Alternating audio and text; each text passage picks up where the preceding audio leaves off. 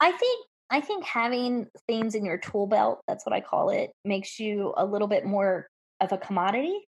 So you may not necessarily have to go through like a whole program, but at least pair up with a trainer and say, "Hey, can I come observe your classes or take classes?" Learn some little tricks to help you out for when you're on a dog walk.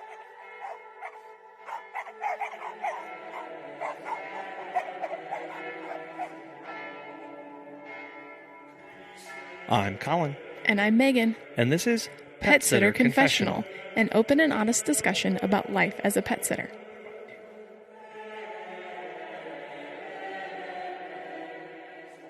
Dog training skills and just general animal handling. That might be something that we think we know pretty well. Or maybe we've been at this for a long time, so we don't think we need to go back and reassess those skills.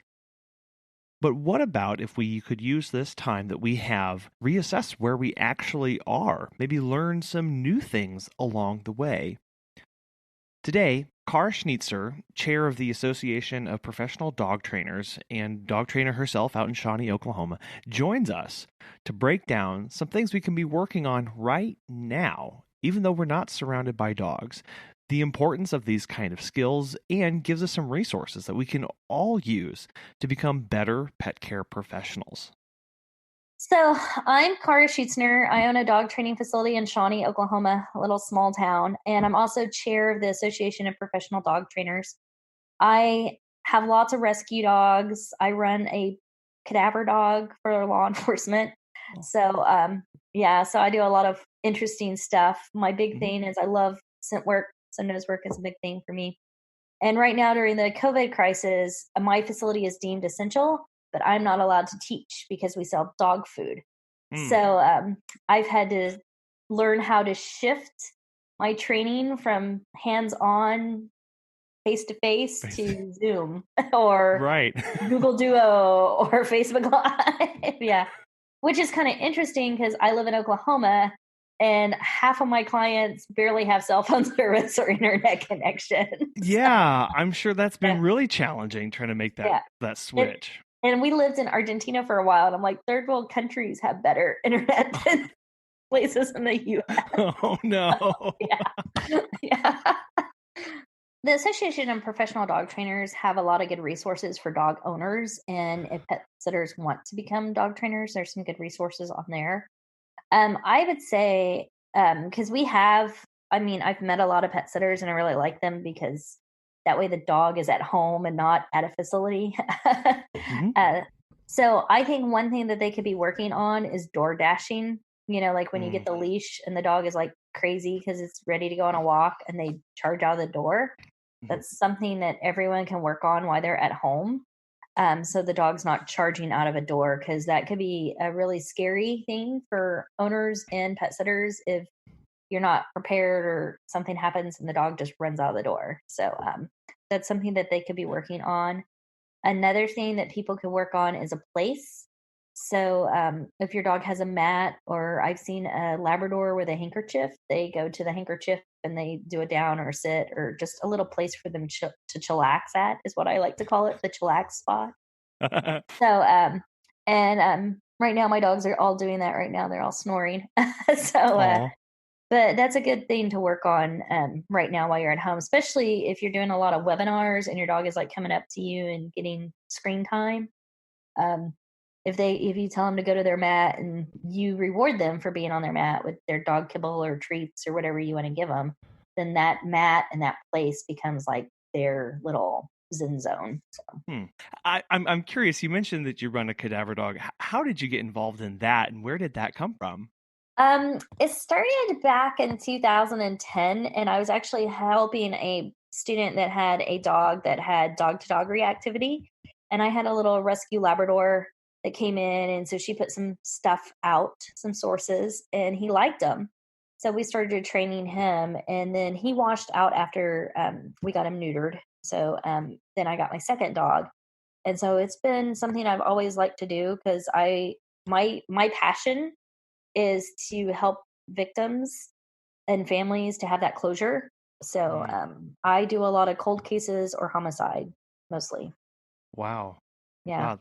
That's really fascinating, and I'm the amount of impact you can have on people with that simple act of just being there and looking for a loved one. I'm sure that is just life changing.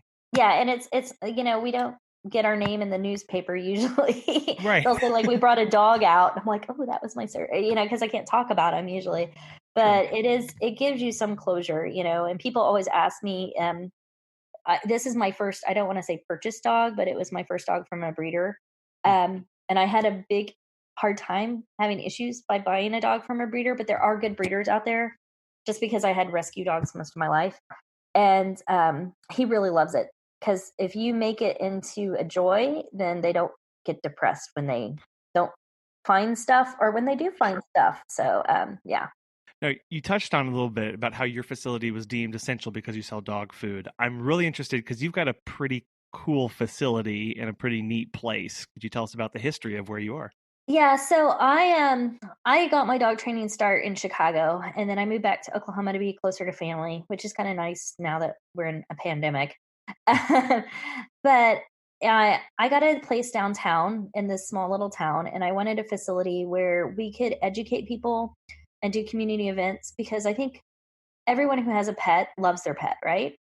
So they may not be able to afford things. So we do quarterly free classes for people to come in and get some training help and advice for free and to see the facility. So we didn't know what we were going to do with it because the city was like, I don't know what to do with a dog trainer. So they made us sell retail training and grooming. Like they literally opened up this old book where the pages were like falling apart trying to figure out what to zone me in. So so we've been in there for 7 years. We actually expanded this year, and doubled our square footage, and then we got COVID-19. So that was kind of interesting. And we, being in, I would say, a downtown area of a small town is very rough, especially around this time of the year for, because you have a lot of big box stores. It's rough for everyone, but the community has really come in and stepped out and supported each other. I think we see all this social distancing, but we see a lot of support for each other too that's going on. Like today, we actually went to do therapy dogs at the windows of nursing homes today. Oh my goodness. So we couldn't Wow. go in, so we went to the outside windows and just the joy on the dogs and the handlers and the people in the window, it was worth it, like worth every moment of that. Wow. Yeah, Yeah. that's something that you mentioned of we're being told stay apart, but the community has just really rallied and come together in socially distant respectful ways. But that's really special that you've been able to be a part of that too for where you guys are. Yeah, and I mean, like they invited us back. We waited about 2 or 3 weeks once our state kind of did the mandated closings because we wanted to give some time to settle. You have this, I don't want to say mourning period, but like probably like this, oh my God, what's going on period. So, yeah. As pet sitters, I know we opened up a little bit about this, but what kind of options do they have to learn maybe online right now for some dog training, dog handling skills? What kind of courses or certifications are out there? So, like I said earlier, if you get an APDT as website, they actually have stuff for if you want to be a dog trainer or dog owner. So they give you some tips to do on there. Okay. Trevor Smith has the Dog Dojo, and he has a YouTube channel, which is really great for some trips and stuff to work on. So most pet sitters probably have their own pets anyway, so Yeah. they could do this at their house. So it's kind of a good little tip to work on with that. I think a big thing that's going to happen when people go back into work is you're going to see some separation anxiety issues with dogs because they've been home with their people and then they leave again, and you're gonna have some maybe destruction behaviors coming on. So I would look for like interactive toys for the owners or pet sitters that are going to be there, like what we talked about with the impulse control with the mat placing. I would also look for maybe some separation anxiety people, which you can look on certification and professional dog trainers website for behavioral consultants with that. They have a certification for separation anxiety trainers online. I think it's CSAT. And then IABC has some places for that too, because you might see some dogs that are showing some signs of stress once their owners go back. On that, other than the interactive toys, what kind of things should they be watchful of or be communicating with the owners right now to get ahead of that?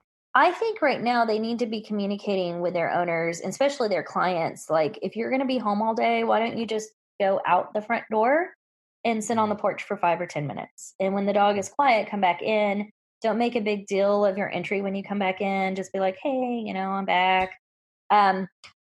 Because they're probably, the dogs are following you most of the places, or they're running away because you've taken them on so many walks. Right. But definitely doing that, even if they're not going to go out. If they have a garage, just go out the garage door, get in their car, back out of the garage, sit there, listen to radio stations for like 10 or 15 minutes, and then come back in. Because we have all been out of our normal routine, so it's just getting them used to going back out for the longer periods of time. So. Right. No, that's a good, just taking those small baby steps back into this so that whenever they do go back to work, it's not as big of a deal, instead of just going cold turkey back into the whole thing.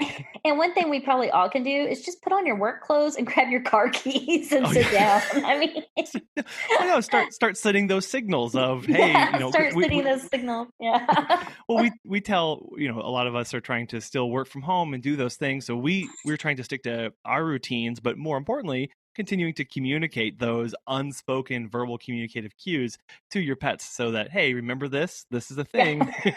This isn't new. Yeah, I have to brush my teeth and make my coffee. Right. Yeah. Oh, I love that.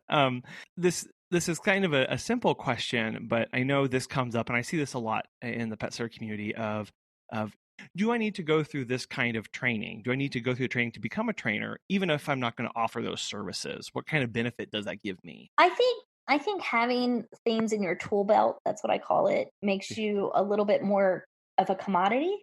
So you may not necessarily have to go through like a whole program, but at least pair up with a trainer and say, hey, can I come observe your classes or take classes? Learn some little tricks to help you out for when you're on a dog walk. One thing that I think is very simple that anyone can do is do a touch with their dog, a hand target. And you can Google that or whatever. You put a treat in your hand and the dog touches your hand. You say, guess the puppy, reward them. And you can actually teach the dog left or right. So when you're out walking, if the dog gets focused on something, instead of calling their name, because sometimes we're like, oh man, I really have to stare at that squirrel. That squirrel's going to come get me, right? You can stick your hand down and do a touch, and it's a redirection, and they can target, it kind of disconnect that impulse thing. So there's a couple of things that I think pet sitters should be able to do. Because, the dog, anytime you're with an animal, dog, cat, horse, chicken, and you're in that intimate setting, somebody is training somebody. Yeah. So, I mean, you go out with my barn cats and they see you near the cat food, they're going to start whining because they're going to be like, yeah, we know you're going to feed us. Yeah. So, I mean, like having some sort of training tools in your belt as a pet sitter, I think is a good thing to have. Sure. Just because you mentioned it's in your tool belt, it builds your confidence, it adds to your resume, and even in your skill set. And even if you never intend to offer training services, it just makes you a more educated, competent, pet care professional in the long run. And the thing about training too is every dog is an individual. So like what may work for, I have a multiple dog household of 5 dogs, and what may work for one of them will not work for the other one. And one may like carrots and the other one will sell his soul to the devil for an orange. I mean, you have to figure out what works for the dog and what the dog likes. So, and I think one thing as a pet sitter and a trainer and everything is we have patience. And sometimes we forget about that because we have this expectation that everything should happen in real time. So maybe the social distancing thing is a good thing because everyone's had to slow down. So if you are watching a dog and they're kind of a little stressed or frustrated, just have some patience with them and just, don't be forceful with them and stuff and let them work it out. So. I like that. And earlier you mentioned of a lot of us have pets at home that we can be using some of these skills and trying these out. I mean, is there a difference in how we should be interacting with our own pet versus maybe a client's pet, or how do we kind of navigate that? all my clients' pets are interacting like my own pets, except for I do have a dog who doesn't like other dogs. This was after the neutering, changed his personality. So his shut up word is euthanasia, but I don't say that to my clients' dogs. So it's pretty funny because if he's barking and I want him quiet, I yell euthanasia and he gets quiet. And people are like appalled by this, but I think it's kind of funny. I wouldn't say that to my clients' dogs because I don't know them. I might be like quiet or something else. Sure. but you really, I mean, if you're watching a dog, it's your response. It's like your own, I don't want to say fur child, but they basically have an IQ of a 3 to 7 year old. So that speaks a different language. So you are watching, another animal, intelligent animal. So having training in both of them, and ask your client what they want. Like sometimes clients have different words than I use. And so like I use the touch, and I have a client who uses like the fist bump. Like, so I have to be able to communicate that. I have another client who has a deaf dog. So that's totally the way we train than my dogs that aren't deaf. So, yeah. Sure. Now, it gets a little complicated if maybe a pet sitter doesn't have pets of their own that they can directly practice some of those skills with. So what kind of recommendations would you give to somebody who doesn't have pets readily available to work with? Shelter. Go to a shelter. Hey. Also, you can volunteer at a shelter. You can go walk dogs at a shelter. My favorite place to watch dog people and interactions, and there's some good and bad, is sometimes I like to stalk people at dog parks because you can learn a lot about behavior and see things, and you can predict when a fight's going to occur sometimes based on dog behavior. Basically, observation skills are what you really need to have a lot of. So there's tons of videos online that you can watch different. Sue Sternberg has great videos of dog play too. The Dog Guru has stuff. Pet Sitters International, I think, has some good stuff too. I mean, there's lots of videos of dog training. There's lots of bad videos of dog training. So a good trainer tries not to push the dog over threshold or invoke a right. It's kind of like if you're afraid of spiders. I don't know. Are you afraid of anything, Colin? Heights. Okay. So it would be like if you're afraid of heights and I wanted to train you, I would not take you to the Eiffel Tower and train you because it's way over your threshold, right? Yeah. So we're going to build up to that. So there's a part of that. I equate it to like if I'm yelling at you in your face and stressing you out and asking you to do calculus, you're not going to be able to do it. Well, kind of follow-up question on that. You kind of got into a little bit of your dog training philosophy. How would you describe how you work with dogs and how you go about training them? So dog training is not really about working with the dog. Yes, okay. It's more about working with the communication with the dog and the human, because the dog has been training the human for a long time. Sure. And it's working about how to read that communication. So I am very much a reward positive trainer. I get in trouble sometimes because I do use the word no, or, there's extremes on both sides of the continent, but you have to have empathy for an animal, I think. And I'm very much into see what will my animal like. Is it rewarding for them? I do a preference test with my dogs. I make my clients do this. I don't make them do it 100 times, but I'll put out like 100 different types of food, like 3 at a time, and figure out which ones they like and rank them. I will do that with their toys. So like I said, I have a dog who sells his soul to the devil for oranges, and he knows when they're in season. And so like that's his high value toy. So he hates being blown dry at the groomer. So guess what they give him?